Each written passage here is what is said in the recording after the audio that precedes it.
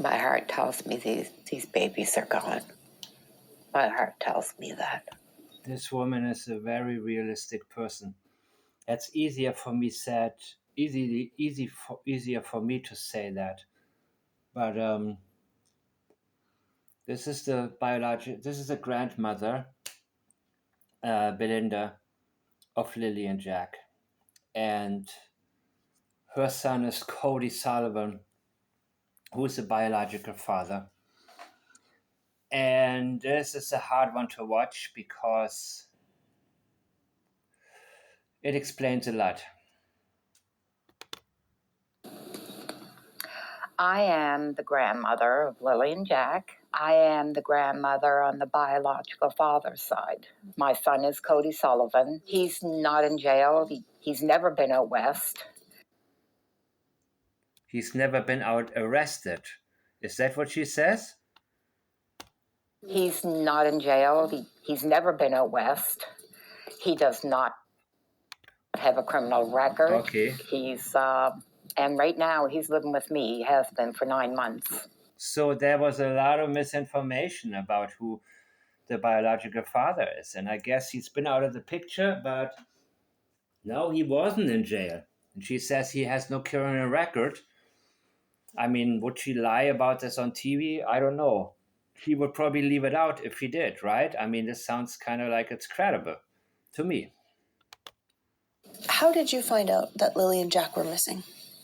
The mom of my grandson called me. We were in town. The mama of my grandson. I don't think it was Malaya. It was the mom of another grandson. And this is somebody holding back tears. This is not somebody trying to force himself to cry to appear good in public. This is real. And this is sadness and grief. And we don't know what she has been told off the record by police officers. Now, the police officers in Canada, in Nova Scotia, they have to, obviously keep their lips sealed and not say, at least not to the public, what they may know. But they're still human beings. And I'm pretty sure that maybe she told one of them, that maybe she felt connected to and said, please give it to me straight up. Just tell me what you think. And they may have told her, somebody may have told her, listen, there was no abduction. Malaya gave us a BS story from the beginning saying they walked out, they just wandered off and all of that. And I think they saw through Malaya very quickly. And she, of course, changed her tune because this woman actually, I have watched this before, I have to tell you. Normally, I prefer to do a reaction video, but I was out and about or out and about earlier, and I watched it. And so this is not like a live reaction. I've already watched this one. I just want to tell you guys up front because I also want you to be a part of the process that I'm applying to statements.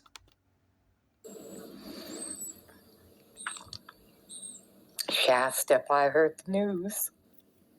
Right. She sent me the article that was on Facebook showing the kids missing. I couldn't call Malaya yet, so I waited till we got home. I couldn't call my lady yet. That means Malaya. I'm pretty sure means Malaya. And I called, well, I didn't call her, I texted her. Yes, we know. And imagine the impact. So these are actually... told me that, yes, that the kids were missing, that... Yeah, these are actually the messages that I have also posted to you guys and gone through one by one, analyzed them to help you guys see, to take a journey and see what Malaya avoided, what kind of BS story she tried to sell us all. By the way, thank you to Julia and thank you to Sandra and also thank you to Amy The rest I won't mention. Some of you have said you rather not be mentioned, for sending me a lot of great information that I'm still looking at. I don't mention your last name right now, but yeah, you guys are active in the comment section, so I'm comfortable doing that. Let's hear it.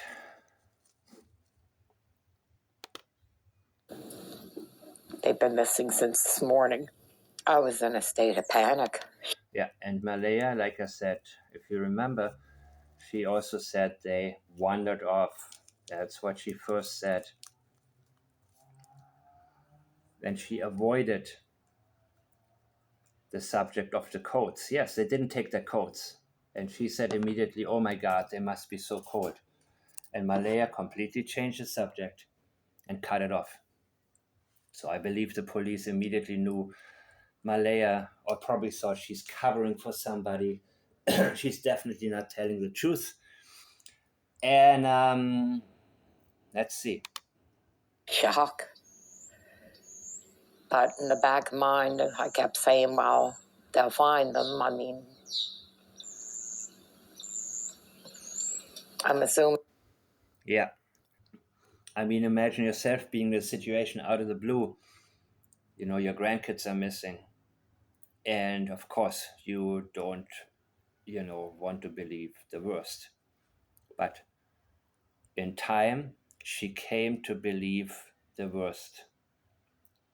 And we will find out why. That they'd find them. So I told her, well, we'll head out first thing in the morning and help with the search. Right. It was around between 3 and 3:30 in the morning. A couple of cop cars pull into the driveway. The lights wake me up that I'm a fairly light sleeper, so I see the cars pull in, so I knew what it was. So they come inside. They only stood in the kitchen. They wanted me to wake Cody up, and they wanted to know when was the last time he had seen the kids, and that they were just making sure that the kids weren't here. And then they left. So we showed up Saturday morning, me and my sister, and we met up with my daughter, and we started. Well, I asked Malaya, I said, you know your kids. Nobody knows their kids like their mom. Where do your kids normally go to play out in the yard? What direction do they usually like to explore? And mind you, as she will tell us later, she had no reason to assume that Malaya could have done something wrong, something bad to the children. So she believed Malaya at the time. And she said, well, they always play up in the little woods right on the side. I said, well, okay. I said, we'll start from that point and we'll work our way out. We had spoken to a search and rescue, and we weren't allowed on the other side because that's where they were searching at the time. So we just started combing through the woods up through there. We were gone for a couple of hours. I'm yelling for Lily and Jack. We always call Jack Jackie Boy. And yeah, that went on for a few hours, but those woods, I started to feel that I can't see them being in the woods. Right. There's trees everywhere. You literally have to climb over trees, climb under bushes. And I don't know how many times I'm going to repeat this, but in case there are still people who think they actually walked away, this boy was 4 years old. He was 4 years old. And according to Daniel, he'd been gone for 20 minutes. And you're telling me they need to go through an 8.5 square kilometer area, 8.5, meaning 3.282 square miles. No. The radius would have been 200 yards maximum, or 200 meters more or less.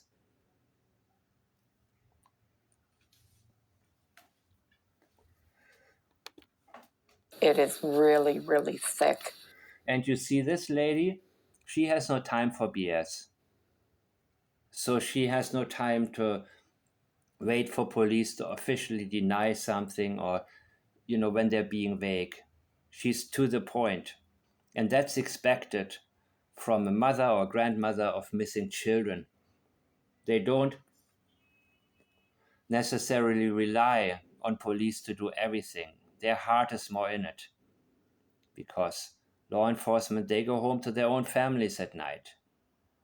So she has no time for BS. She is straight to the point. This did not happen. There was absolutely no wandering off, period. And she didn't even mention the codes. We come back out, and I went in to see Malay again. I assumed she was in shock. Mm-hmm. She was very, very non-emotional. Right. Very just flat, monotone. But Malay is very soft-spoken anyway. That she's not usually excitable. I thought that's made her a really great mom. She was an excellent mom. You see? She never raised her kid or voice at the kids. That it was always, now Lily. Hey, So I'm Joey. What did mommy say? And I used. So I believe her.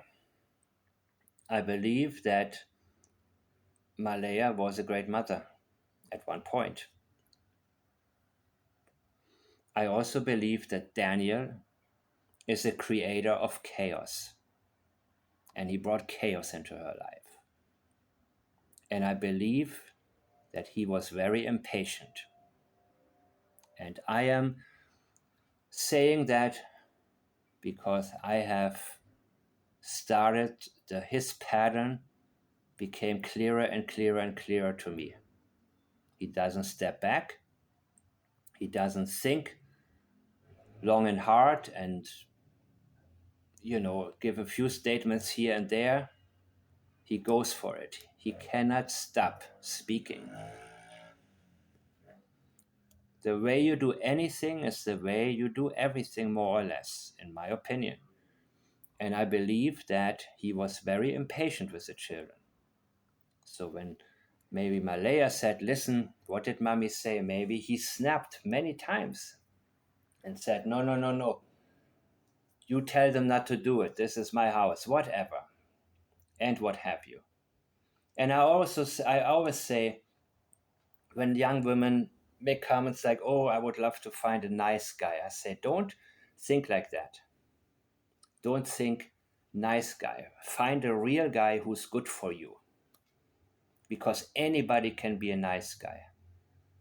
And the ones that turn out that are really not going to be good for you are often the ones who are the most skilled at creating a persona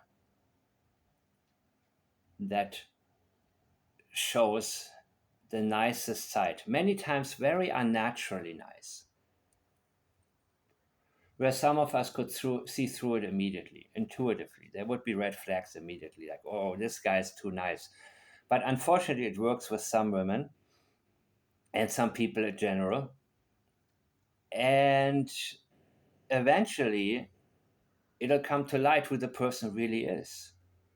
And maybe that started to happen. And by the way, you see, they live in a rural area. There are not a lot of women out there, right? So I'm pretty sure that, and one of you said somebody as good as Malaya won't happen to him twice, and he knows it. So Daniel, I'm sure, was doing everything he could to keep her. And maybe, just maybe, when she became pregnant with Meadow, things started to change because he felt like, I got her now. She's not going to leave me. And maybe that's when things started going downhill. This is just a guess of mine. But I am thinking about the pattern of people whom Daniel reminds me of. And especially when Meadow was born and she was, very, very connected to Meadow. And according to Logan, it was Meadow, Meadow, Meadow, Meadow, Meadow, Meadow, Meadow, right? So maybe that's when Malaya, the downward spiral really began. This is just a guess. And that's also because I'm getting a little bit ahead of myself here because I already know what she's going to say next. To think now, if anybody's meant to be a mom, it was her. So in his opinion, In his opinion, she was probably too soft with the kids, and he didn't have patience. That's what I'm thinking, because he said they were wired with her. Now, does it actually mean that they were wired with her? Maybe. Maybe to some extent. Maybe not at all. But a neighbor said the kids were running out. They were outside in the yard. They were running wild. But it doesn't mean, necessarily what wild means to him. He may have had a problem with them being wild in the house and wanted them out as much as possible, hear them as little as possible.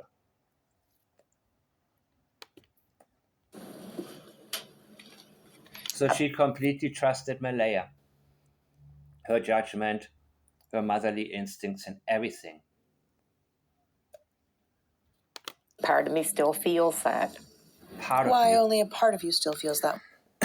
A part of her, because, well. What do you mean? After seeing the place, Yeah. seeing the condition of the home, Yeah. it was like the total opposite of what I knew of Malaya. Right. She was always clean, very clean about herself, about the kids, about her home. This home looked more like a camp. Now, I don't know if it's from all the people that were there, because I didn't show up till the day after, but it was very unkempt. Well, I was pretty surprised. So that's why I am calling Daniel the creator of chaos, in my opinion. Because he strikes me like the kind of guy, if you let him, he will mess up your life. And he seems like a chaotic person who just goes for it and who sort of, he seems like a type of guy who will tell you everything is all right, everything, it's all in your mind, right? Everything is perfect, everything is good. And if you say anything other than that, you may have a problem with him. And he wants to be in charge in his house. And again, I believe that there came a time when he felt like secure enough in the relationship. He probably felt she can have, she can easily find somebody better than me, right? But then, I think when she got pregnant and then Meadow was coming along, that maybe he became the real Daniel. And all of a sudden, the persona disappeared. I personally prefer to be who I am, because when it comes down to it, I attract the right people, which I see happening right now on my YouTube channel, by the way, in the comment section. I'm very, very happy with the comments, and it's better than any other channel that I've seen comments on. And I believe that if you are being yourself, that's probably the best way to go in the long run. But a lot of guys, they learn early on, also taking advice from other guys their age, teenagers, who, basically, how am I supposed to act around a girl? Basically, they learn to show their best sides and act, differently with the guys and then differently with the girls completely. I prefer, there are very few people who act kind of the same all the time, which I'd like to think I do, because I think it takes a lot of energy to put on a persona. And no matter how good you are at it, eventually, like I would wear down. I tried it before in my teenage years. I wore down very quickly and said, forget it, man. I don't, who is anybody that I have to change myself for them? But yeah, I tried it, man, in the dating world when I was a teenager, and I realized I cannot. It takes too much energy for me. But some dudes, they can do that for a very, very long time. But eventually, the real them will show up. And the longer you are the fake, the persona, the more extreme, once you're done with it, once guys are done with that, and cannot do it anymore and don't feel the need anymore, it can be a very, very sudden and a very drastic change in the dynamics of the relationship, where it sometimes can blindside the woman. Like, oh my God, what's going, like almost like a shock, almost like a complete and utter kick in the face almost. That when that starts happening, there's never going to be a turning back. And when Daniel said, I want her to remember the Daniel that she first met, I already knew that there was a point when things were going really, really downhill.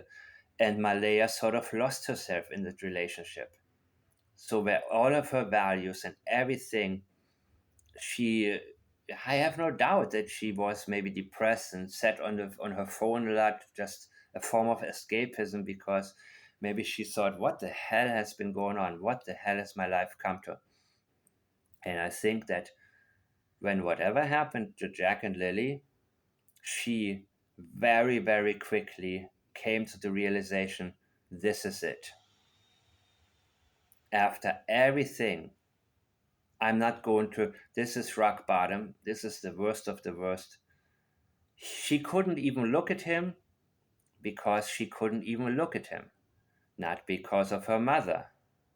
This came from within. And the mother was probably the one who encouraged her. And I don't care if she was a good or a bad mother. And I believe that she felt very safe when there was an altercation and the police immediately came in between. That she said, this is my opportunity to leave this guy. I'm out of here. And I'm taking the baby. And I'm now going to tell what's been going on. Minus what happened to Jack and Lily. Yes. She feels guilty about something. And Daniel's statement was reliable, that she had a guilty look. And I'm sure she did. For one reason or another.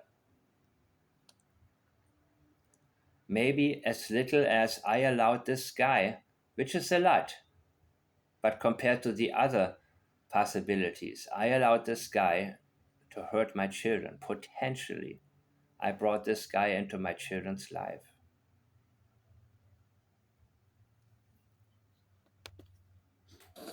I love you. Lily is, she was my little dream girl, that's the first granddaughter. And I love that she had the brown hair and she had a space between her teeth, which I had when I was a kid. So, yeah. And this is what I said also when people were wondering, I want my little Lily back.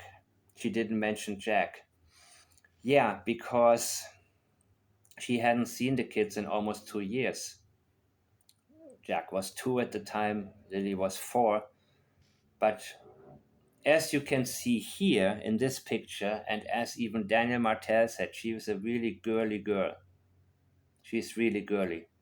So I immediately thought maybe as a grandmother she saw a version of herself, like a completely innocent, pure version of herself and completely connected with this kid. You know what I mean? Which is really, really sad. But that's why I didn't see this as a red flag whatsoever, that she just felt connected to Lily, not only because she's a grandmother, but because Lily probably reminded her so much of herself when she was a child, and so this is not a surprise that she is now speaking about this directly, that she reminds her of how she was, and so she felt a really strong connection to Lily. And Jack, like I said, he was 2 years old at the time, and it's just, of course she was thinking about him, but she hadn't seen him for 2 years, and that's who she connected with at the time the most. And that was what came to her mind right away. And that's a good thing, to express what comes to your mind. There's no right or wrong. And she has nothing to hide. Yeah, she was our little princess. Jack was such a sober, serious little baby that he didn't like to smile. You could tickle him, and he would look at you ever so serious, like he was really studying you. And so how long were your son and Malaya together? 3.5 years, I think it was, yeah. I thought, Okay, so 3.5 years. Let's say they got together maybe a year before Lily was born. Maybe 9 months before she was born. Who knows? Right? But let's say 7 years ago, something like that. So 3.5 years they were together, and for the last 3.5 years she was away. She was separated from Cody. but they were the picture perfect family. Then Malaya started to tell me that they were having problems and she wasn't happy. She told me that she wasn't happy and she thinks she's going to leave. And I told her that we supported whatever she decides, that one good parent is way better than two broken ones. And this is, you know what, on paper this sounds absolutely excellent and it seems very wise, except you're opening the door to a new so-called parent. And statistically speaking, a step-parent situation makes it more likely for something bad to happen to children. That's statistics. So while she, you see, she didn't think about the possibility of, I wonder who's next. Whom is she going to bring into the lives of the children? Otherwise, it sounds very wise, right? It does to me. Or it would have sounded very wise to me a few years ago, before I realized that in reality, unfortunately, when the biological parents split up, it's, you know, like I say, you open the door to a different one who doesn't feel as connected to the kids. Doesn't, you know, they have. And then how did that change your relationship with Lily and Jack? I thought it was going to change, but it didn't. Yeah, it didn't change. Malaya, she was a sweetheart. Anytime we wanted to see the kids, she'd come by for a visit. She'd bring them by all the time. It was actually really, really good. So when was the last time you saw the children? A year and a half, almost, really. It's about a year and 9 months. So when she first separated, and maybe for a few months, she would come over with the kids, but again, she didn't have grandmother over. And if it's a year and 9 months, so that means even when she was with Daniel, she still brought the kids over. And she didn't want her to see how they were living. And then she stopped. And I'm thinking that maybe the kids would have had, Lily would have had a lot to say to grandmother. A lot of things. Because if she felt connected, the grandmother would have been an excellent shoulder to cry on. And she would have been able to say what's really going on in this horrible house from what I have seen and come to believe. And some of you talked about how I think my God. How did you deal with that? Really, to be honest, maybe I didn't deal good enough with it. I looked at the fact that when her and my son separated, my son walked away. He chose to walk away. Mm-hmm. That she wanted sole custody of the kids. So she petitioned the courts for sole custody, and when she did that, he said it was done. Were you ever So maybe she felt a little bit guilty about her son just saying he's done. And again, Cody, her son, hasn't seen his own children in 3 years. He also hasn't shown up to search. I don't know anything about him. I haven't seen a picture of him. But, the claim that she didn't pay too much attention. She didn't do it Chris Proudfoot style. No, she could have been really angry about people saying the son was in jail. But that's not important to her. She's just very calmly setting the record straight. No, he has no criminal record. He wasn't in jail. He'd been with me for 9 months. This is not a priority to her. What people online are saying is not important to her. It doesn't even hit her radar. Other than her wanting to set the record straight. It's not her focus. It's not something that's going to make a big difference in light of the children not being back. This is normal. Hey, who cares, man? Who cares? The only thing, not the main priority, like Daniel would say. No, the only thing on her mind, the children. But since I'm now in front of the camera, no, he is not in jail. He wasn't in jail. So whoever, I don't even know who came up with that. Was it an actual news article? I have no idea. So she maybe felt like, okay, let Malaya be with her new man, and because my son just dropped it, she just dropped the plot and he is disappearing, and I need to give her space, and I trust her as a mother because she was such an excellent mother, born to be a mother. And I believe at one point she was, but I believe she had no ability to stand up to the chaos that Daniel brought into her life, which also explains why Logan talked so disrespectfully of her, like she was a nothing, a candle in the wind, somebody whom you tell what to do. Whoever gets to her first will control her, completely trying to get us away from what I believe to be the fact that Malaya used this opportunity to say, oh my God, now I can leave him. And all these cops are here. He can't hold me back. I'm gonna leave. It's now or never. And she was, all right, let's see. formally questioned? Yes. And by the way, yeah, let's continue first.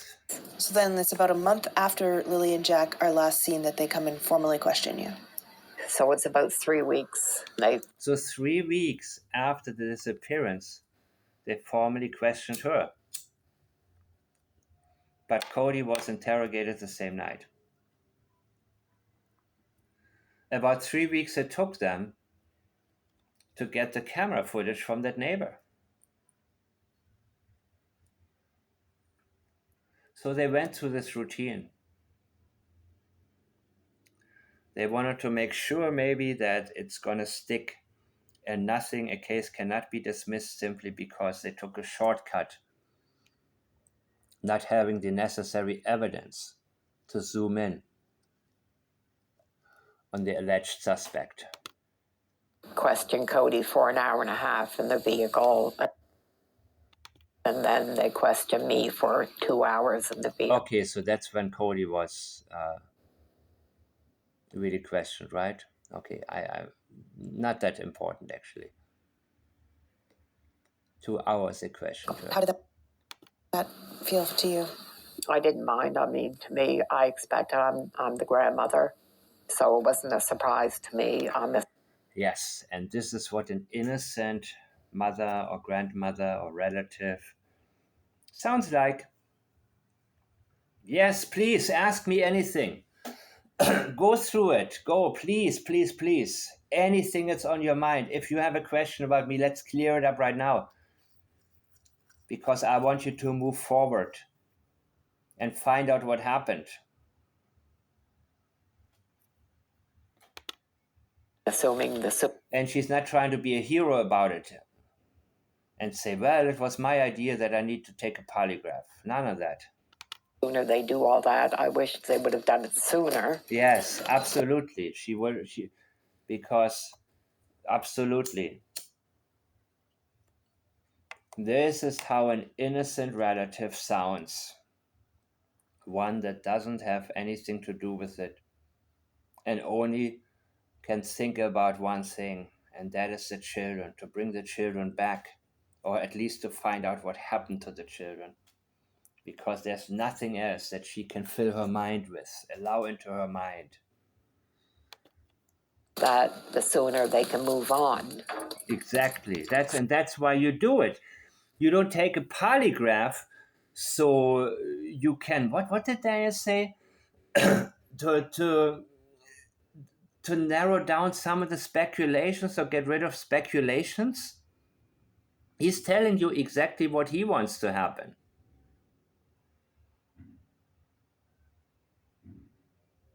And it's all about what people think about him. The sooner they can move on. Please look at me. Look at me right now. Look at me as intensive as you have to feel comfortable that you can now move forward and not have to come back and think, well, maybe they had something, maybe Cody, maybe. It's a good thing. This is exactly what you're supposed to be doing if you had nothing to do with it. So I didn't have a problem. My son was a little upset about it. He said they made him feel like he did something wrong, and he said he hadn't seen the kids in 3 years. So he was a little upset about it. Yeah, but the kid, like I say, he was also, he hasn't seen his kids in 3 years. So can I say maybe he was a selfish person? Do I sound judgmental saying that, or do I need to? Maybe I have no idea, but that's a whole different story because she saw them a year and a half ago, and let me guess, she would have loved to see them a lot more. But he was done. She said Cody was done. So this, in that particular case, doesn't mean he had something to do with it because he was upset.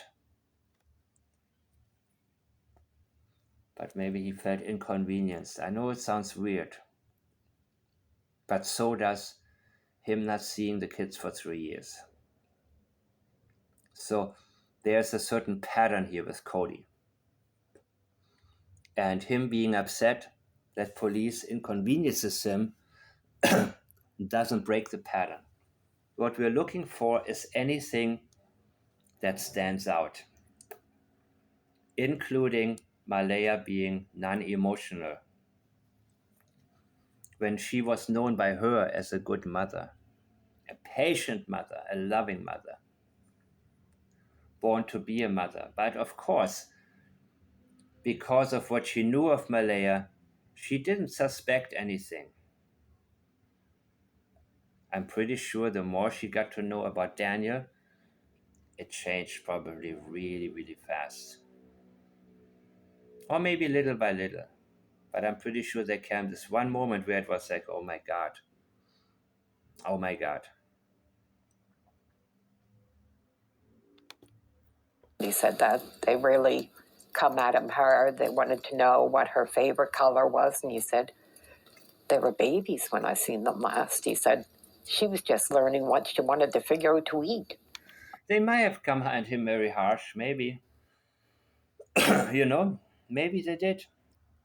But again, this is not in contrast to the pattern that we know of, where he was done to the point where he didn't try to see his children. He was done with the chapter Malaya. I don't know what happened between them, but he was done. And as a mother, her being a mother, I believe her words. I believe the way she puts it. I believe that's more or less how, she knows her son. She saw him. She heard how he spoke, and she probably, it was her judgment. He's done. So again, this is not a red flag in terms of how Cody spoke. And she's open and honest. She doesn't cover up or anything. I don't know what her color is. So yeah, he was pretty upset. Have they ever talked to him again since then? A couple of days ago, they had contact, and they told him that they weren't looking his way anymore, that everything was fine. Okay, so this is also interesting that Cody has been cleared. And it took a whole, 6 weeks almost? If it was 2 days ago. I don't know when they recorded this. Maybe 5.5, maybe 5 even. I'm not sure. But it took a long time. So the wheels are turning very slow over there. But I am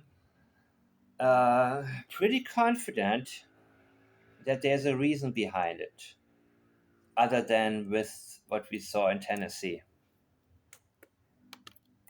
Have they ever given you any information? No, it's always the same thing. Which is what? They've got everybody on it. They are looking at all avenues. They can't divulge any information that could compromise their investigation. It's the exact same words. Why are you so sure they're not in the woods? I have children. I have grandchildren. And I see what kids are like through the woods. Yeah. There's no reason for any child to wander deep into the woods. There's just not.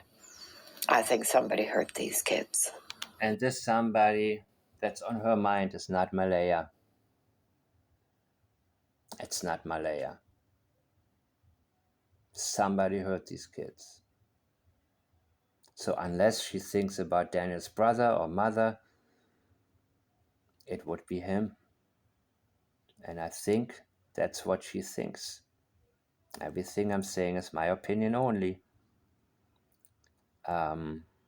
Everybody's innocent until proven guilty, right? Right? Okay, thank you. So I think somebody hurt these kids. And she's being very careful, and she probably knows that, things are very regulated,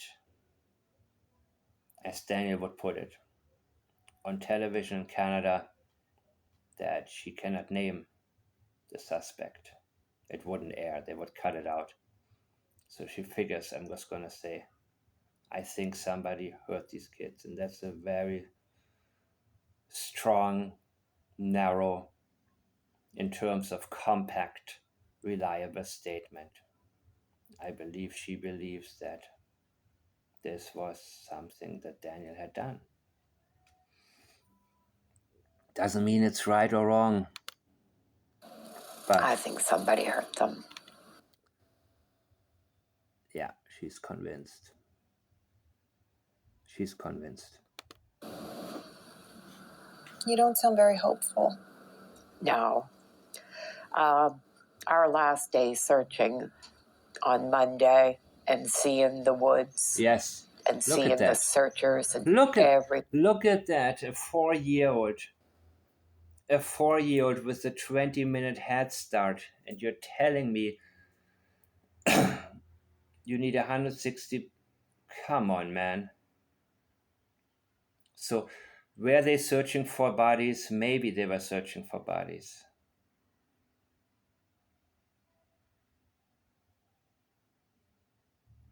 Who said about something they were... Okay, that's in another video that I'm going to watch again in a minute. The one I already examined, because the second time is always the best time.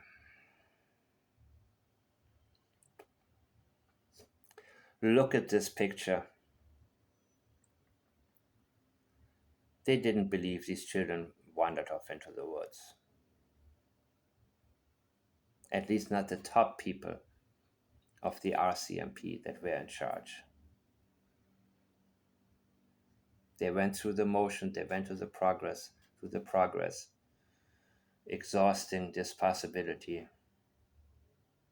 and maybe thinking the bodies would be nearby. That possibility, of course. Everybody everywhere. There's no way those kids are in the woods. Yep. There is nothing more pure and innocent than a 6 and a 4-year-old. She's so right. And yeah, And they deserve so much better than what they got. what they got, exactly. And when she talked about they deserve so much better, I also think that she was thinking about the last couple of years of their lives, how they lived, maybe how they were treated, what they had to endure at home. So let me just go ahead and once again revisit what I have already made a quick video about earlier. I'm always looking at you guys' messages and comments, which I'm taking to heart and reacting to. So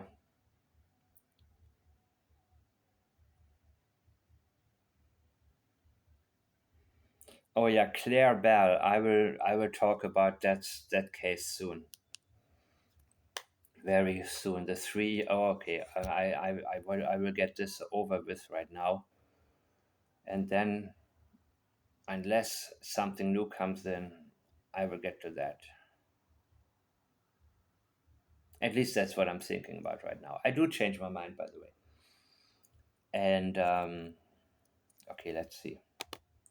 Are you able to authorize and start getting some search teams going to the Gerlach location? Radio chatter, search crews and first responders mobilizing in a quest no one dreamed would take this long.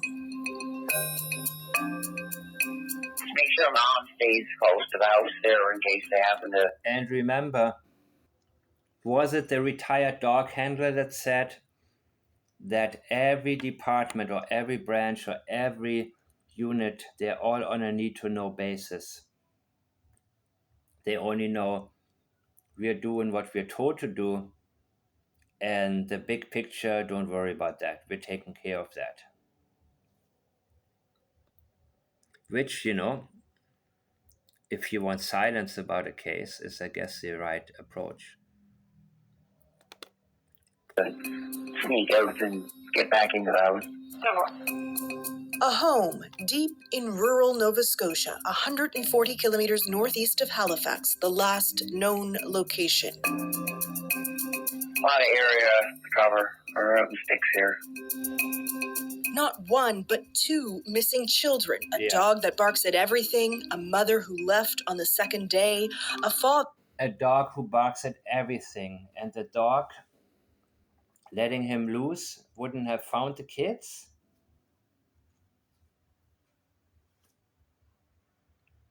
Who hasn't seen the kids in 3 years, Yeah. and a stepfather trying to piece things together. There we go. There we go, Daniel. There we go. It's been a long 6 weeks. It's been a long 6 weeks of what? I know that everybody basically in the world at this point is always wanting to know, like, what happened. How about you? You don't want to know what happened? Everybody in the world. You're worried about everybody in the world. But you're not worried about Jack. And you're not worried about Lily. That's what's on your mind. Always wanted. Always, always, always. It means he doesn't get a break. It's been a long 6 weeks of what? Of missing Jack and Lily? No. Of people always wanting to know what happened. How dare they try to get in his business and not let this rest?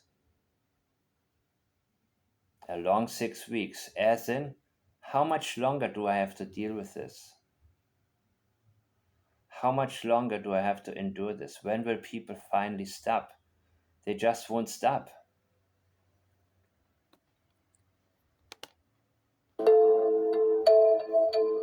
The mystery of what happened to 6-year-old Lily Mae Sullivan and her 4-year-old brother, Jack William James Sullivan, is indeed gripping the country and beyond. Beyond. This case is beyond Canada. Beyond. Yeah, there you see her gap, like Grandma used to have. It is Friday, May 2nd. Martel and his partner, Malaya Brooks Murray, the children's mother, are having a lazy morning with their baby. Nonsense. Nonsense. Nonsense. What is sensitive is the sunrise, the sun coming up. I believe Daniel's been up all night. I believe he came back in the early morning hours. They called the children out from school for another day. And it's very possible that they were sick the day before. What does it mean? The kids were in the house all day long. Malaya gave up who she is. She used to be very nurturing. Come on, Lily, why are you doing this? This is not very patient. And this dude was not patient at all. And that was actually my very earliest thought. That on days when the children are home unexpectedly, this can contribute to certain tensions. The kids were home. And he complained about, we see the allegations he made towards Malaya were not that she was violent, but she had a guilty look and the kids were wild with her. That's a complaint. And she introduced they will talk your ear off. No, when your kids are missing,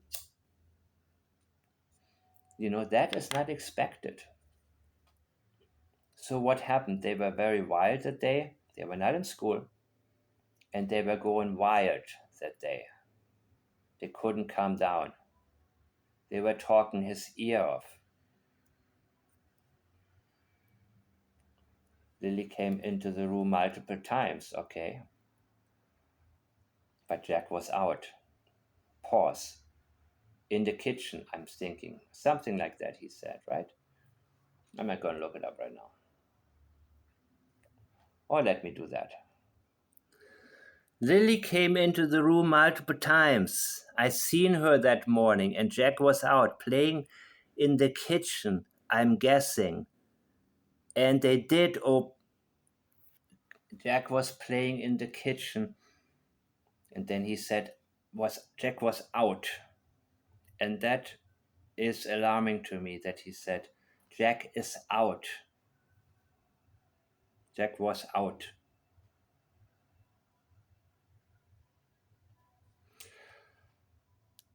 This is what I have a problem with when it comes to what Daniel calls regulated media. They are regulated, meaning they don't want to say anything accusatory of Daniel or anybody unless there is cold, hard, 100% evidence, right?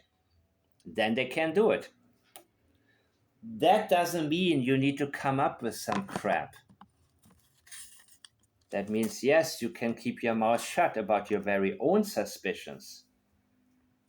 But that doesn't mean you need to create something for the sake of rhetoric they were having, or poetry, or whatever you want to call it, are having a lazy morning with their baby. No, they didn't.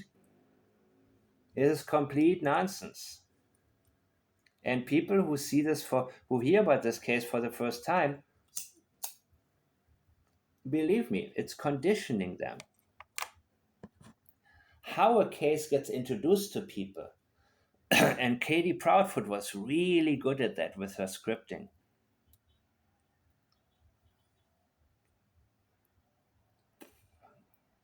He ran out of the house.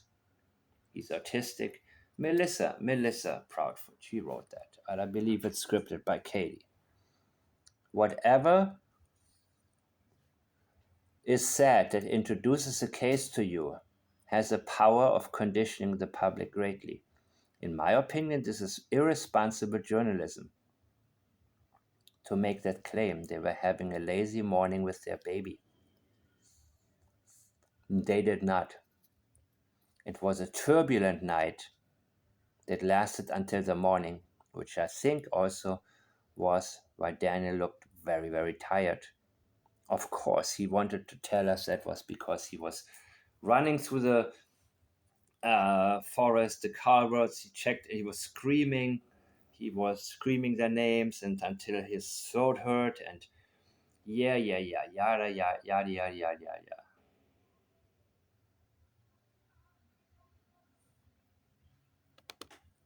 Lily and Jack are in the kitchen alone. Maya and baby were asleep. Lily. Maya and baby. He doesn't want to even. You see, here's the thing. He avoids using Meadow's name in connection with Jack and Lily. Have you noticed that before? When he mentions Lily and Jack and talks about them, he doesn't want to mention Meadow by name. She's in a different category to him. And he's telling us she's a baby. Now, baby is used when you want to portray somebody as really needy. So he's giving a reason why supposedly they didn't pay attention to Jack and Lily. Because the baby is priority, right? And the baby couldn't be woken up. They came in multiple times. I was not. That's what he told us before. Not in deep sleep by any means. She came in multiple times, and look at her. It is my opinion she doesn't believe him at all. The same lady that interviewed the grandmother, I think she may have interviewed her before. I don't know. Would be interesting to know. But maybe, off the record, she talked to the grandmother, and the grandmother said straight up, he did it. And let me tell you why I think that. Off the record. People do speak off the record. We are all humans, no matter what our professional obligations may be. We are born with the need to be open and honest and connect and exchange real information and learn from each other. Of course, it doesn't seem like that all the time. Many times it doesn't. But I'm pretty sure that this look she has on her face throughout the interview, there's some major distancing. She doesn't allow him in, so to speak. So whatever he says, I believe something that she's gotten to know about cannot be shaken.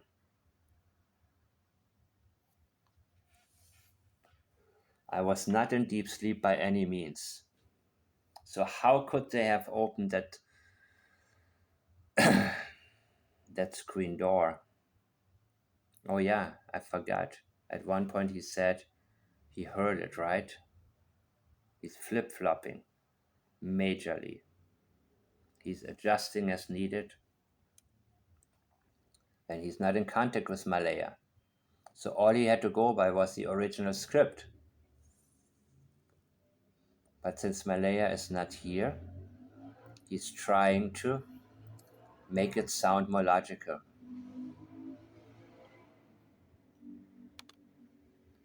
And then about 20 minutes passed, and then 20 minutes passed, right? Again, 20 minutes.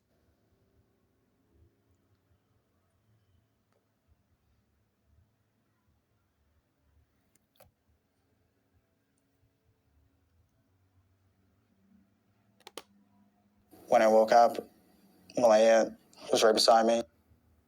And then when I woke up, 20 minutes passed, and then when I woke up,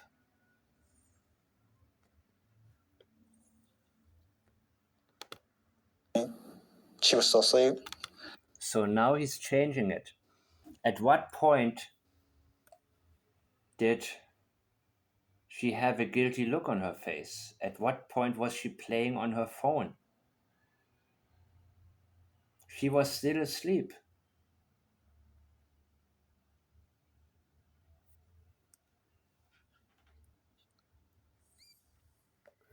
Was she playing on the phone the day before when the kids were going wild and you snapped?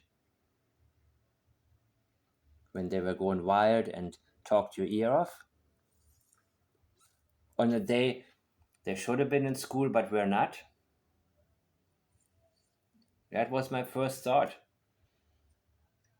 When kids unexpectedly don't go to school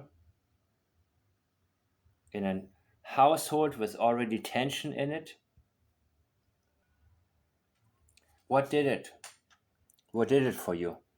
They were getting older and older, the kids, right? Did they get noisier? Were they harder to control? And I said, I don't hear Lily and Jack. Now he's mentioning their names. Now she said, I told him, my partner Daniel, do you hear the children? He doesn't mention that. He said he's trying to be preemptive. He's the worried one. He's now all about himself, but he's not accusing her. He's giving her an alibi also.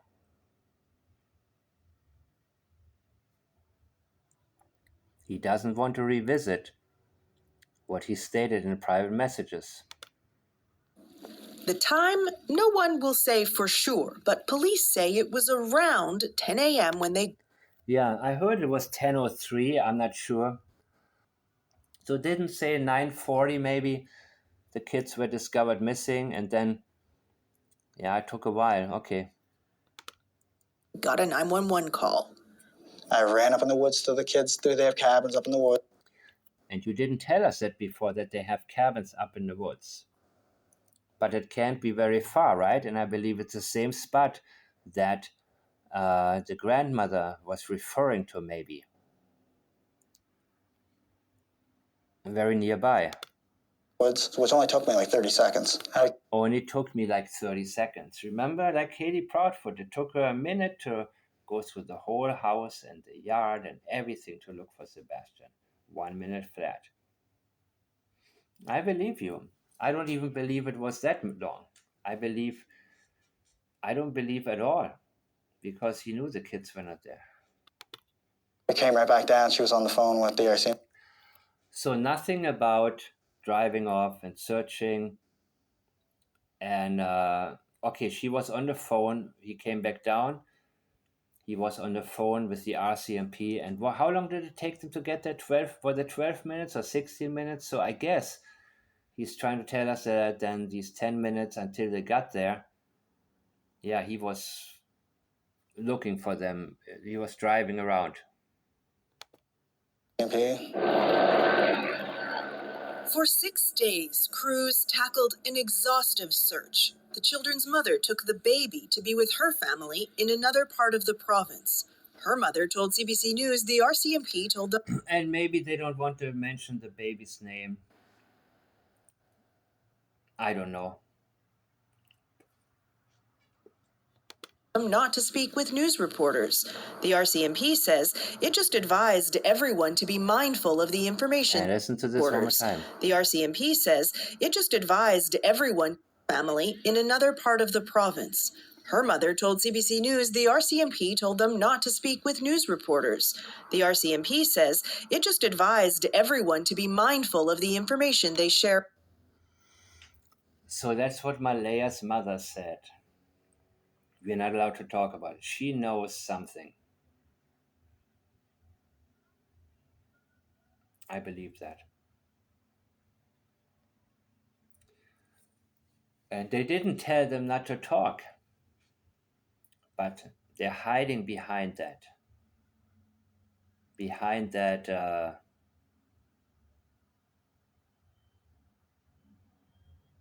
the cops told me not to talk. Like Chris Proudfoot, right?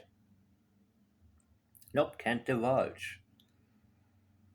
But no, they said be mindful. And they decide not to talk at all and blame it on police. Publicly. On May 7th, police scaled back the search. The probability of survival was taken into consideration. But search crews returned for 2 more weekends until the end of May, searching wells, mine shafts, and septic systems, even flying a drone beneath the home. The 4-year-old is wearing some blue dinosaur boots. Police say they found a boot print. And listen to this in the radio chatter. Families brought us to a location there, not far away, that there's a piece of a blanket. Police won't say anything about a blanket, but... And you see, Daniel before told us that this doesn't belong to Lily. But didn't Malaya say it belonged to Lily? Funny, right? But Martel says a piece of Lily's blanket was found near the boot print. He says both children may have undiagnosed autism. For a lot of people, this story just sounds odd. So he now realizes, okay, I mean, it's a pink blanket. Lily loves pink. Who else lives in that area? So he's learning how absurd some of his statements sounded. So he's now, changing, flip-flopping, if you will. For a lot of people, the story sounds odd. Okay, that's her way of putting it because she doesn't want to say it from her point of view. And by the way, I don't think it's anything, these search crews, when they said mom needs to stay put in case the children come back, yeah, it was in the very beginning. There's nothing unusual about that because these search crews they've done a lot of, they've been doing this work for so long. And many, many, many times the kids or the runaways come back. And so they approach it like anything else at the time. Let's hear Daniel. Do you understand that? Yes, I do. Yes, I do. Pretty reliable. You see it every day online. And I see it every day online. He's avoiding to tell us how it looks to him, how we would feel if he was presented with the story. And look at him, something about him really, really changed. He is too laser focused.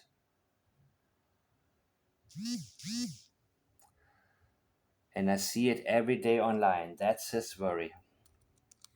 What he is seeing online, what people are writing about.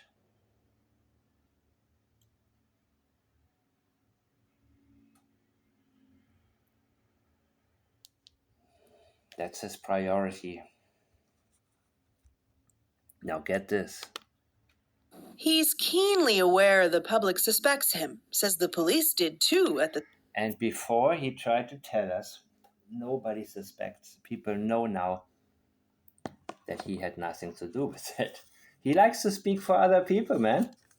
He loves to do it. He cannot show you the source, but he tried to give the image of, if you suspect me, then you stand on your own.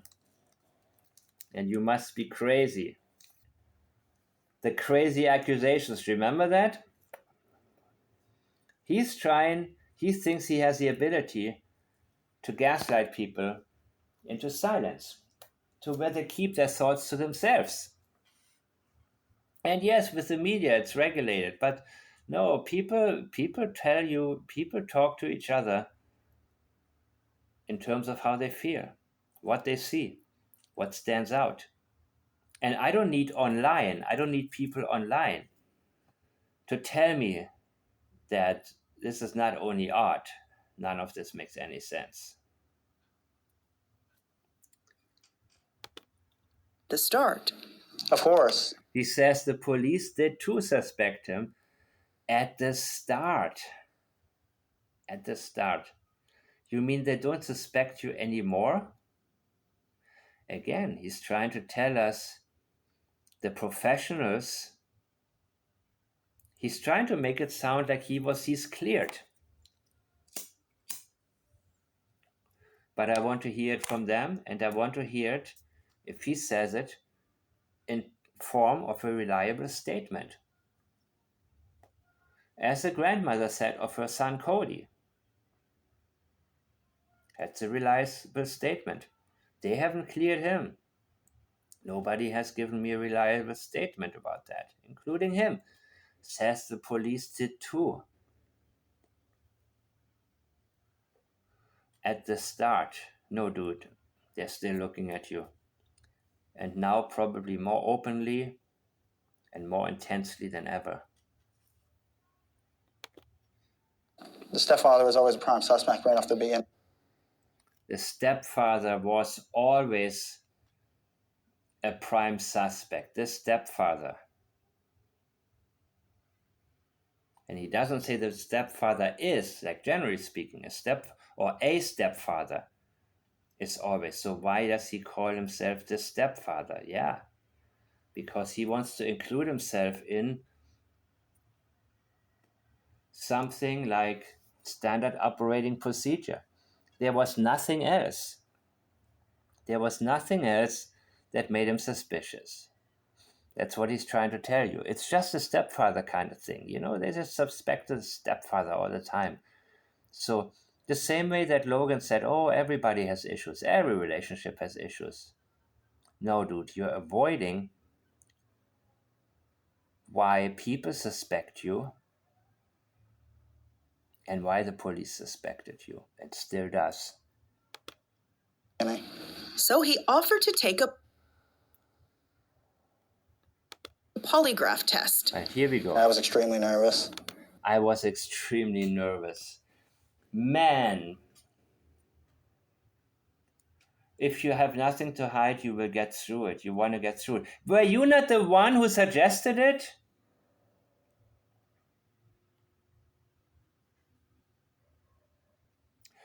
You suggested it. And people listen to the grandmother. How great is it to have her side by side? Her statements and his. She said, yes, of course, there was no worry about talking to police. I wish you had done it earlier. That's what she said. She also didn't say Cody, her son, was nervous. He was angry to be bothered because he hadn't seen his kids in 3 years, and yeah, he couldn't tell anybody what Lily's favorite color was. But again, that was a pattern, Cody's pattern. And if it's hard for you to imagine, well, you know, when we have evidence or when we have, the truth doesn't depend on us to be able to relate to it. Okay, it's gone. Be it his overall attitude towards his own children, or be it a criminal whose motive is absolutely not understandable or unrelatable. The truth doesn't depend on us to be able to understand it. And he says he was extremely nervous.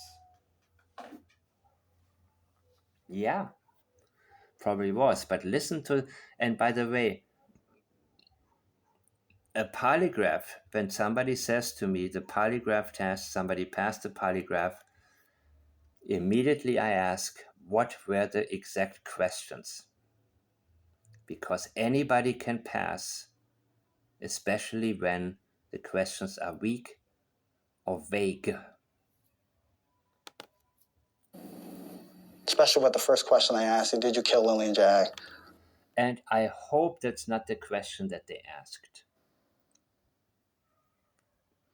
I hope they didn't ask that. Because that would be a very incompetent thing to do. The right question would be, did you kill Lily? And the next question should be, did you kill Jack?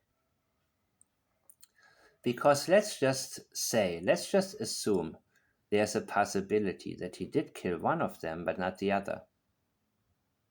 So, if he answered no to both, one would show up as, in an ideal case, would show up as, yep, no deception, it's truth.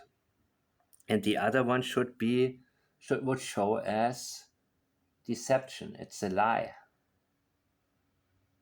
If you say, did you kill Lily and Jack? And he may have killed one of them, it would be possible for him to say no. Because the question is, did you kill both of them? No, I didn't. And that could easily show up as truthful. Maybe as inconclusive, but it can easily show up as truthful. Remember when Chris Proudfoot was asked, did you all take a polygraph? And people meant him and his wife Katie. He said, yes, and the results are passed. And later, he was put on the spot. He was called out for it. He said, well, you asked if we did it. And yes, my wife did it. After he actually admitted later that he didn't take one. And he probably would have passed a polygraph because he felt comfortable answering it like that. So this would be a really huge blunder. And I hope they asked him, did you kill Lily? Did you kill Jack?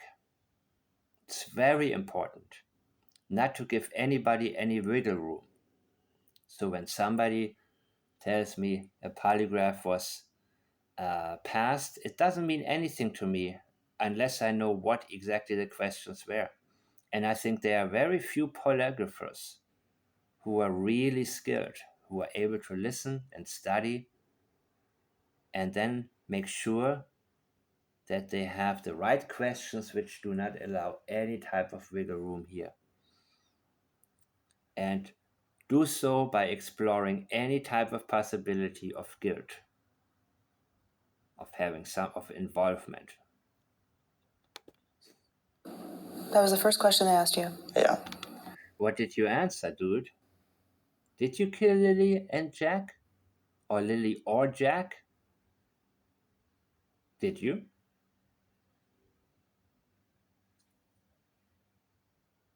When exactly did you become nervous, bro? The stepfather was always a prime suspect right off the beginning.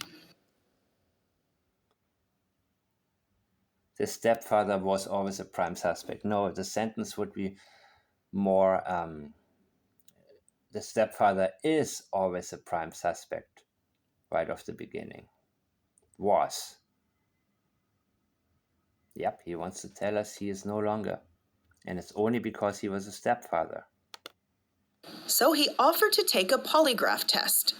I was extremely nervous. I was extremely nervous. Especially with the first question they asked you, did you kill Lily and Jack? That was the first question they asked you. Yeah. Yeah. When did you find...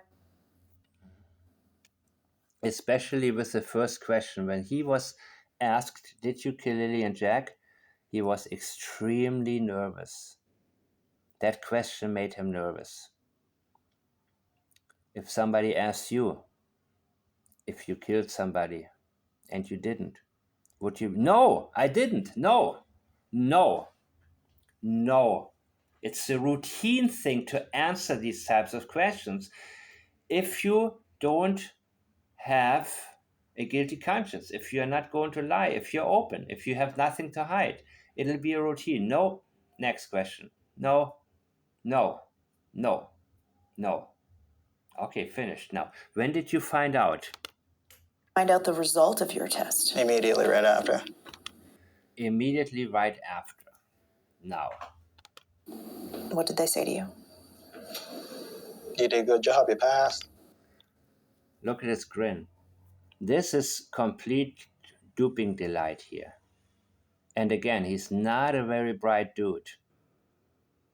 He can't hide it. That's exactly what I was leading up to when I said he appears extremely different now.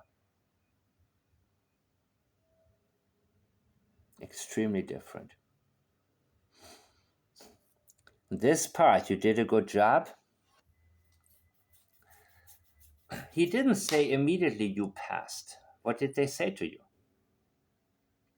They told me I passed. That would be more reliable. But now he's quoting them. You did a good job. You passed. Okay. You did a good job? That's possible. Because what does that mean? You did a good job participating, sitting down. You did a good job answering the questions. Now get out of here. You passed. Really? Did they really tell you that? I want to hear it from them. And he's proud. Look at him. It's an accomplishment. It's an accomplishment to him. He thinks he passed. I don't know if he did, but again, if the questions were really vague and allowed this type of wiggle room, yeah, of course you can pass. Of course you can. If you think, well, I didn't kill both of them. Okay. Did you have something? I hope they asked him a bunch of better questions, but I'm not 100% on that. I'm not sure. Hi, Caleb. By the way, Jack and Lily are still gone, dude. And this is the end of the story for you? How you doing? The RCMP's Corporal Guillaume Tremblay is not an investigating officer, but he speaks for the force in Nova Scotia. You know, it's quite rare that in my career I've never seen two missing children go at the same time. Yeah. Was anything found in any of these searches that was deemed to be of significance? Even if you can't tell me what it was, anything of significance? So I can tell you that the investigation is ongoing and that we haven't found any evidence to show that there was an abduction of the children. See? He hasn't found any evidence about an abduction. They told us from the very beginning there was no abduction. What about evidence that there was foul play in the house? He's very specific about the abduction part, and that's something they told us from the very beginning, so he doesn't risk anything by mentioning that again. And yes, it's ongoing. So that's a nice way of saying we are far from done. We are following something very, very specific. Maybe with the truth verification unit.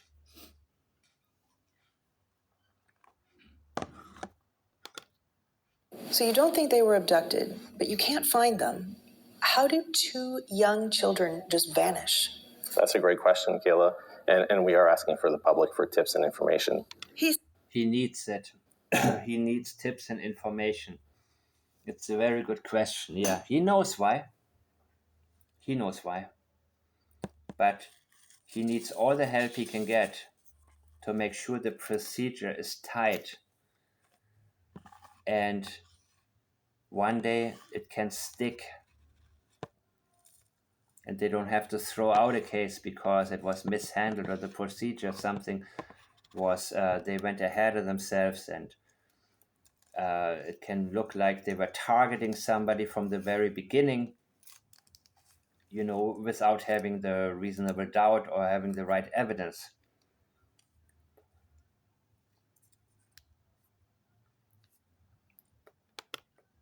says the force has received close to 500 tips, some that have taken them elsewhere in the country.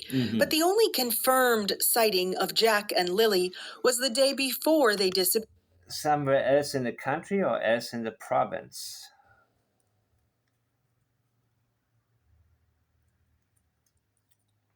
And remember when he talked to us about New Brunswick, Prince Edward's Island? Well, maybe he thinks that the bodies of Jack and Lily have been, they would be out in the ocean, but maybe somewhere else in the province, hopefully, right? Where he could have driven that night. Appeared in Nova Scotia. Martel says the children were seen on camera with the whole family in the country. But the only confirmed sighting of Jack and Lily was the day before they disappeared in Nova Scotia. Martel says the children were seen on camera with the whole family. Still, police are asking for trail camera footage in the area dating back 5 days. They say they're trying to establish a timeline in the lead up to the disappearance. Yeah. So when teams are tasked, they get a bearing. And this woman, I will tell you now. Crews have searched around 8.5 square kilometers. Coming up through all of this stuff. That's 3.282 square miles, in which a 4-year-old would have gotten in 20 minutes, right? Amy Hansen has been the search manager for most of that. And that's why it's so normal for a family of a missing child to not, you see, they always tell you, let police handle it. But trust me, in my case, I've seen so much mishandled. It makes too much sense for people to want to be there and doubt official versions, because again, these guys, they go home to their own families at night while their minds are still racing, because to them it's as personal can possibly get. Not to the people who have their little box or their little position within which they well, just listen to her now. She's taking us into the woods to show us what her team has been dealing with. The vast majority of it was probably from Fiona. Downed trees from post-trauma. Yeah, she loves to talk about what she knows. And I hate to say it, but self-importance is always the enemy of an investigation. And self-importance is also many times why false tips are given. Remember that woman who claimed she saw Sebastian after he disappeared? Because she saw a teenager with glasses who said, "I am not Sebastian, let me go." Police told her, "It's not Sebastian, dude." And still that woman insisted she saw Sebastian. She wanted her 15 minutes of fame. She wanted to be more than she is for at least a little bit. And people get insulted. They feel offended when their tips turn out to be, no, not significant. They take it, okay, now you're trying to tell me that I'm stupid or that I'm not important or that I am. You wouldn't believe if you looked at some of the stuff that I've looked at. So now she is basically talking about things that she knows, not everybody knows. And watch this. Tropical storm Fiona 3 years ago. This is actually fairly mild compared to some of the areas. Over a total of 10 days, they searched for 12,000 hours. It's pretty much unheard of in this province. It's the biggest search I've been involved in. And she's been at this 22 years. Do you think those... And that's her highlight now. Do you think those kids are in the woods? From everything I've seen, yes. Idiot. Why can't you find them? She's a typical tunnel visionary. A tunnel visionary. Complete tunnel vision. She knows her position. She now has a moment in front of the camera, and she wants to seem more important than she is. She's kept on a need-to-know basis with her own thoughts and her task. Search the woods. Why can't you find them? They're small. They'd be hiding. They'd be hiding, you idiot. You absolute idiot. And that's why it's expected for people, family members of missing children, to not sit back like they're told and wait for police to do their job because of people like that. I can't stress it enough. They would have not been able to get that far, not even within 2 hours. Look at her. Look at her, how proud she is to be in front of the camera. After 22 years, she is known. Probably her friends say, "Oh, I saw you on TV. Oh my God, you're famous now." Yeah. She's milking this moment. Self-importance, people. It is the enemy. Absolute enemy. But she wants to. She wants her position to be more than it actually is. A complete lack of ability and intellectual curiosity to figure out the bigger picture. My position, I am now entitled to speak. And you will listen to me. And I have something to say after 22 years. Here's my moment. No, I'm not trying to be insulting. I'm just saying how it really is. How I have come to believe human nature happens to be not in all humans, but in many, many, many, many. Whatever they do, they want to seem more important than it actually is.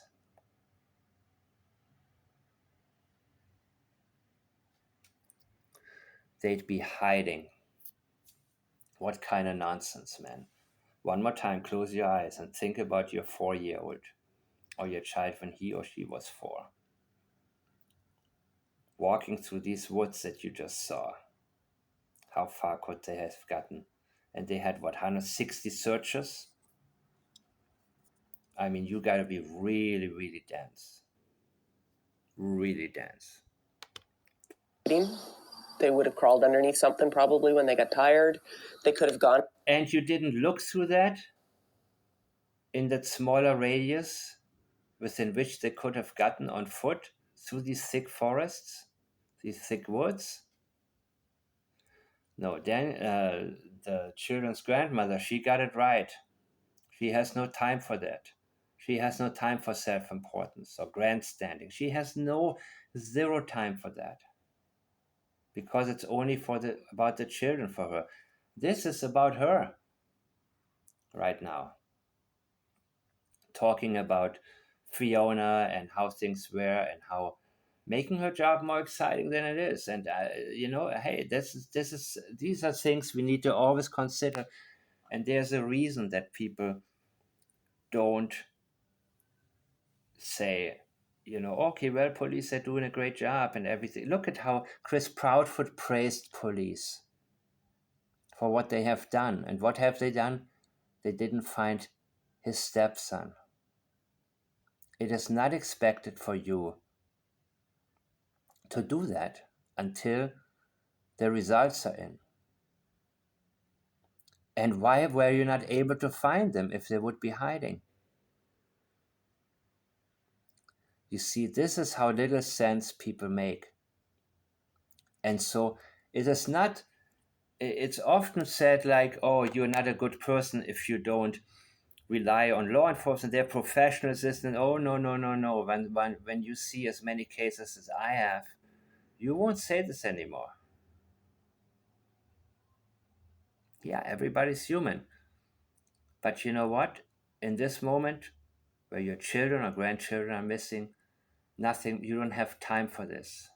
You don't have time for any BS. You're like, what the? I don't care what the hell she's talking about. These kids are not in the woods. And of course, many people will say, no, who are you again? These are professionals. Like Terry Bauer sucks, right? Oh, look anywhere, but not my property.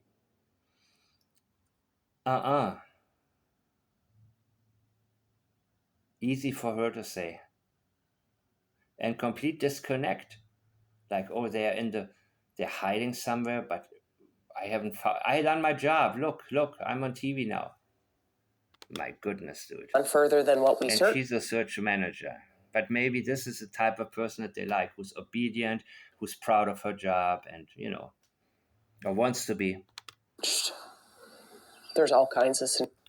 Further than what you searched? How far can a 4-year-old without water and food get to these thick woods, man? I mean, these are the types of people that you need to put your children's fate, and in whose hands you need to put your children's fate. No, it is expected, people. It is expected for parents to say, no. I cannot rely on them. This is about my kids. And I'm pretty sure whatever field you guys work in, if I said to you, everybody is very, very competent in that field, you will immediately think about a couple of people where you say, oh my God, this, no. So there's no such thing really like an expert. Well, there are some, but they don't try to make themselves look like experts. They want to know. They want to know, and they will express being baffled and wanting answers. Not, I've done my job and that's it. You see, but in her case, it's a different thing. In Daniel's case, it's simply avoidance. Don't look anywhere. Everything. I've looked everywhere. Case closed. You see, in his case, it's unexpected because he would want to find Malaya's children, the children he raised for a couple of years. And for him to go down the same road like her, or a similar one, that's completely unexpected. Because she doesn't know Jack and Lily. She knows her job. She knows the camera. Scenarios, unfortunately. You know you're a witch, but what kind are you? And that's playing heavily. The witch, yeah. That's what people like. Okay, great. So maybe they feel special when they're witches. Anyways, I'm very interested in human behavior and human nature. And you learn a lot when you analyze statements in depth. And you realize just how much people lie and how much they express what they're missing in their lives, what they really want from their lives, what they think they cannot get from their lives, what they would have wanted, and what dreams they gave up in life. People reveal who they are. But now, one more time, I want to finish it with her. On the mind of this woman, Lily and Jack's paternal grandmother. Their smiles are just beautiful. She hadn't seen the children in nearly 2 years, a relationship left complicated after her son, their biological father, chose to stay out of their lives. She says he has been questioned by police 3 times. A couple of days ago, they had contact and they told him that they weren't looking his way anymore, that everything was fine. She says she joined the search herself as soon as she heard Lily and Jack were missing. She does. Look at her, the interviewer. A whole different facial expression there than when she spoke with Daniel. Completely different. She's letting her in. She's taking her in. What she says, she believes, and she's absorbing it. She doesn't give Daniel a chance. That look is complete distancing. Like, I gotta interview you, and you're gonna BS me, and I'm gonna bite my tongue. and get through this. And Daniel picked up on it. Jack were missing. She doesn't believe the children are in the woods. There's no reason for any child to wander deep into the woods. There's just not. The brush is just too thick. It is way too thick. Way too thick. Tonight is about... And I love that the way they edited this, that this statement of hers is so shortly after this woman talked about they're hiding somewhere. I love that. To give grandma the last word, which is what I want to do in this video as well. And obviously, she is not standing anywhere close to Daniel at the vigil. saying a prayer. She attended a vigil in Pictou County marking 1 month since the children went missing and says she feels the support of the community and beyond. And she needs it. She is there because she needs that. Somebody to suffer with her, so to speak, or express or let her in, allow her to, she probably blames herself a lot for not having seen the children for a long time. And I believe that she probably figured, you know what, my son, Cody, he just abandoned the family so I'm going to let Malaya move on with her new man and hopefully, and I trust her because she is, a good mother, born to be a mother. And I believe that was the case. But she didn't count on the other party, on whoever knew came into her life. And now she probably blames herself a lot. And she needs support in this moment. And she's very realistic. She doesn't let false hope misguide her.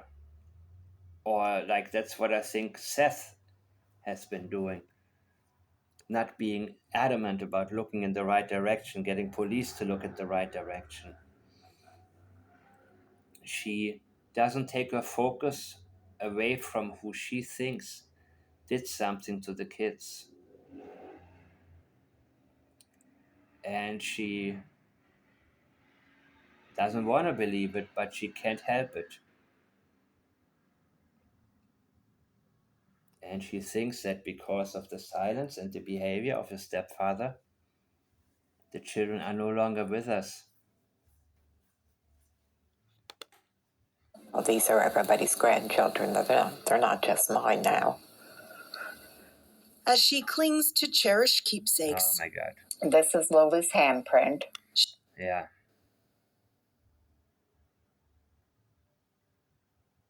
Wow. She is pleading for any information that could provide answers. There is nothing more pure and innocent than a 6 and a 4-year-old.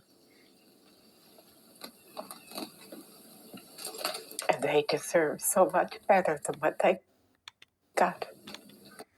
Yeah. And they deserved a better life than they had in the last couple of years, people. She keeps her mind occupied spending time in the garden, surrounded by hummingbirds. Symbols of hope, though she admits now that so much I didn't know they have hummingbirds in Canada. I thought it was too cold for them. Maybe, yeah. time has passed. She doesn't have much hope the children will be found alive, and even worries the mystery of what happened to them may never be solved. Which is something that also I thought about until I heard that now the Truth Verification Unit and others, and they're supposed to be very secretive. And with that, hopefully be able to cut through the BS and some of the red tape and get some results. So I thank you guys very much for your help and not allowing me to miss anything. And I will see you next time. I'm Mike the Man.